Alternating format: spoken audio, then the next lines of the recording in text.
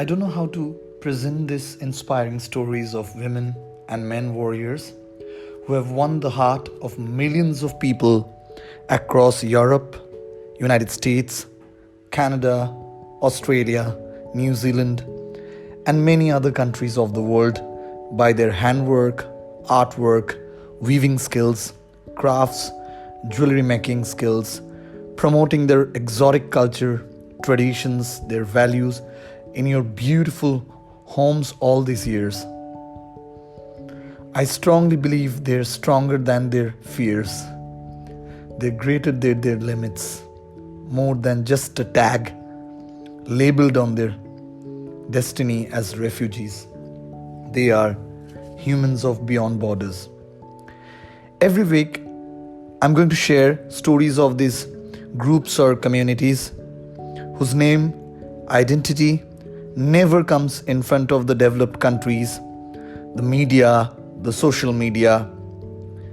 They have been deprived, exploited, used by many brands, multinational companies, CSR, non-profits, charities, boutiques, many fashion designers, and many other people.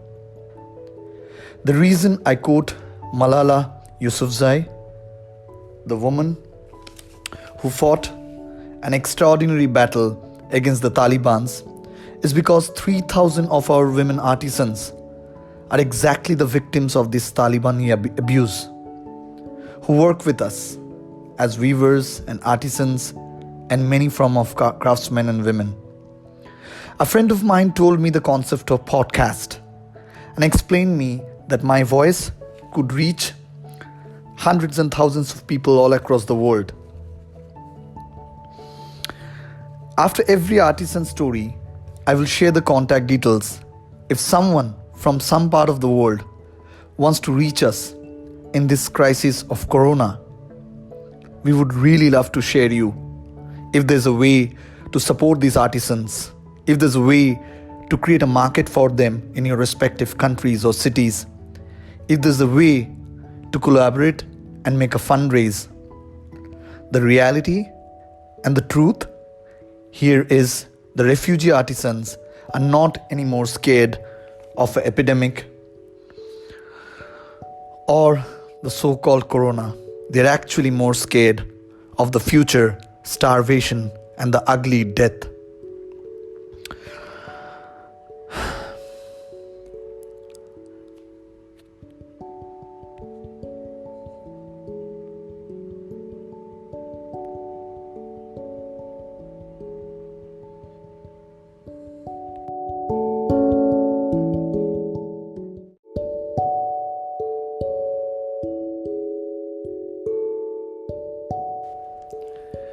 These refugee artisans we are talking about, they don't know like educated IT entrepreneurs to share their handmade creativity, fabrics, artwork, jewelries, carpets.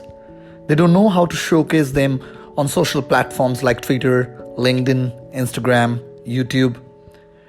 They're not expected to know. They don't have an ID card. They don't have recognition. They don't even have any idea how these things gets connected to millions of people through online platforms. We are small, quite small, not strong enough as a brand to survive among millions of online competitors. We are a few bunch of very ordinary people from Nepal, outskirts of India, mainly the deserts, Himalayan region, remote villages of Bangladesh, the Sundarban area, Tibet, and villages of Bhutan. We planned to create a social media page, very basic, and a channel online where we can reach those designers, artists, or small business owners across different countries of Europe, United States, Australia, Canada, or whichever country where people are interested to buy ethically handmade products. People who sells handmade nature-friendly fabrics, rugs, hand-weaved carpets, bags, anything recycled, anything upcycled, and no way harming the nature. We all follow the path of a man called Mahatma Gandhi, the concept of ahimsa, or in English, we call it non-violence. Hence, all our products are cruelty free, respecting animals, birds, or any form of life.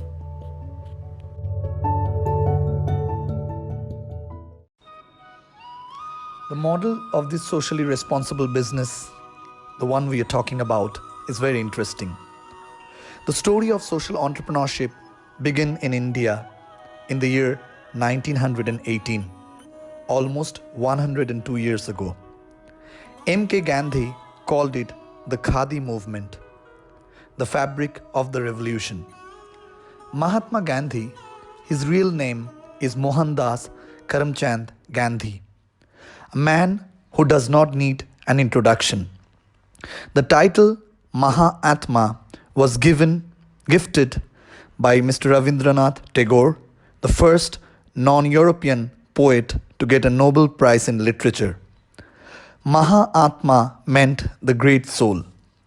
Mr. Gandhi started his movement for Khadi, sharing people that spinning and weaving was elevated to an ideology for self-reliance and self-government.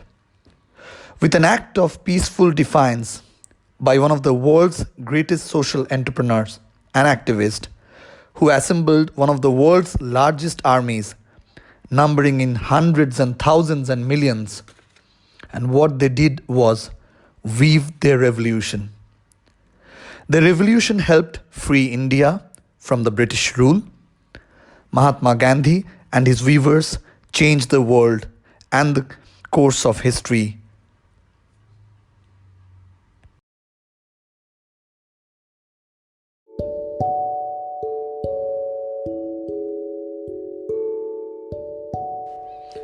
Today, in countries like India, Bangladesh, Nepal, Bhutan, over 20 million families depend on handloom weaving.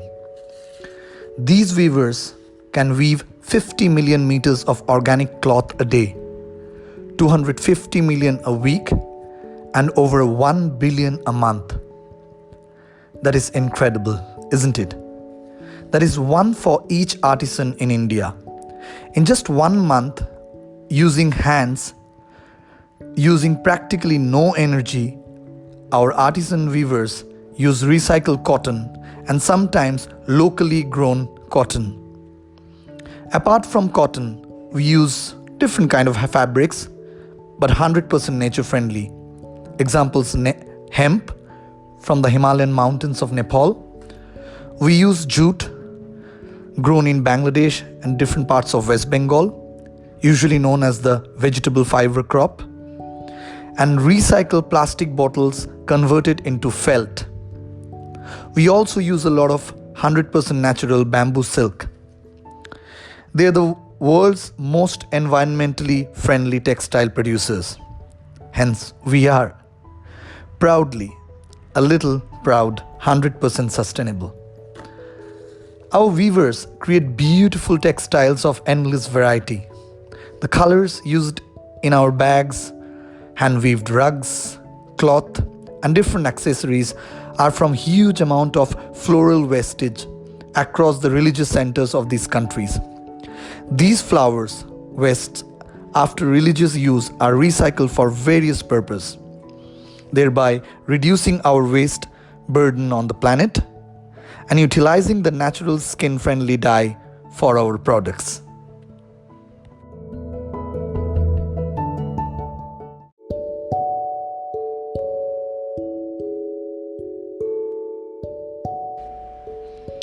Now comes the real battle between our eco-friendly weavers and an old enemy that uses a lot of energy, pollutes the environment, millions of tons of industrial waste, polluting the rivers, the sky, the forest, affecting the animals, and creates unemployment, as they prefer machines compared to human beings.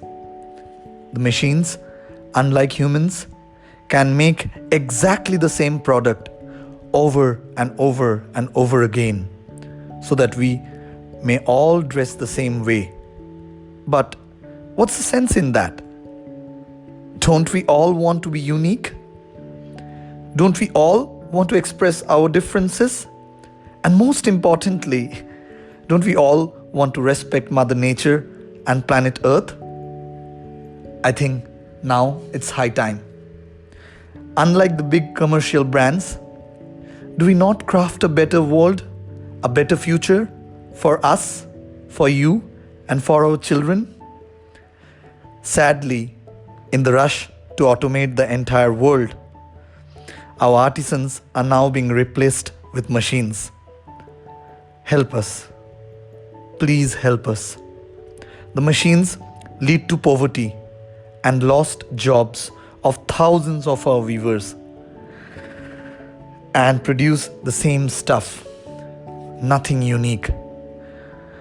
But the positive side is we can still change the situation, and the crafts that we make and the way we sell it can make a big difference not only in the lives of the artisans and the weavers, but also in the lives of the people who are buying it. We all need to come together. We need to use the internet to reach you all. His Holiness the 14th Dalai Lama once said, "When one teaches, two learns." And we say we put a L before earning, the letter L before earning, and that becomes learning. Together, we can change the planet.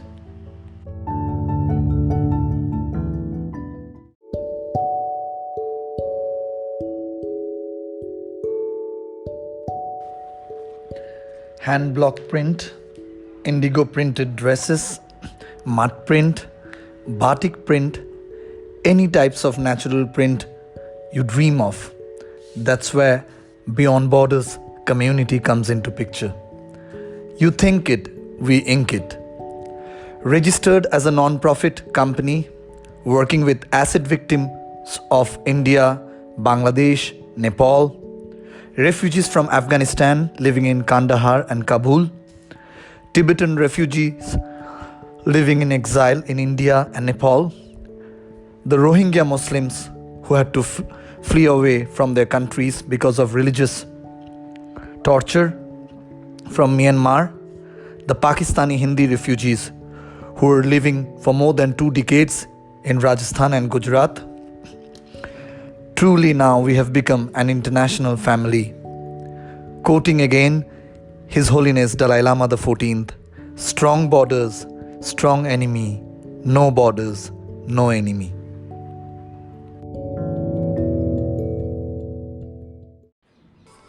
But the problem is, the last thing the world now needs is another brand of clothing. We don't encourage capitalism and prefer minimalistic life. Dave Ramsey once said, "We buy things we don't need with money we don't have to impress people we don't like." We want you to be responsible and conscious buyer. We plan to work very differently. Instead of working with machines that make huge quantity of the same fiber, we work and train refugee artisan communities who makes just a few quality meters of beautiful hand-woven fabrics. Instead of mass-producing standard crafts and textile, we find tribal artisans, weavers and craftsmen to assemble each piece, one piece at a time. The quantity might not be a lot, but who cares? Every product has a story to tell. We track each handmade craft from hand-woven cloth and weave to crafted jewelries and bags for you and your family. Yes, it means through our podcast and blogs and Instagram, you know the entire story. In fact, if you think carefully, you are already a part of the story, our lives and our family as well. And because we have the internet, you can message us via WhatsApp or probably just an email. We don't have a fancy shop, online or even offline. Let's just keep it simple. Let's just chat and talk via WhatsApp.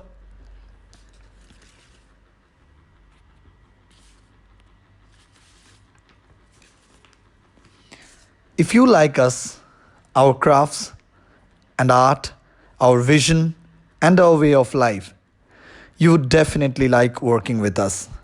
When nothing is sure, everything is possible.